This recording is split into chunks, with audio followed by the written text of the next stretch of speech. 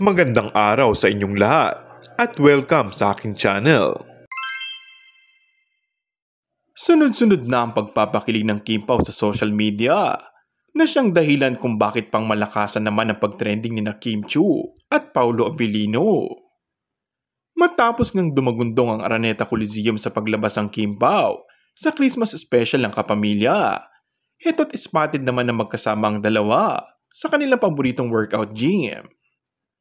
Pinagpiestahan ng mga netizens ang sabay ng working out ng Kim Pao na hindi itinago ang kanilang pagsasama.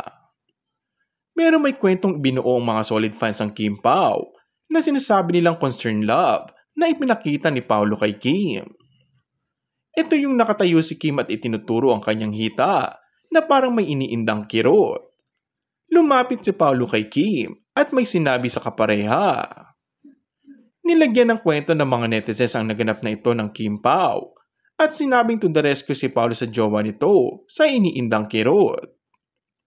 Itinuturo kasi ni Paolo ang tamang paraan ng magbuhat ng metal plates para hindi ma-injured si Kim. Yung mga ganitong eksena ni Kim at Paolo ay sapat na para kiligin ng todo ang kanilang fans. Mas lalong nakumbinsi ang mga fans na magkarelasyon na ang dalawa sa manibagong resibo ng kanilang pagsasama.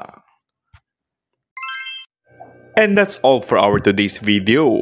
Kung bago ka lang sa aking channel ay mag-subscribe at pindutin na rin ang notification bell. Maraming salamat!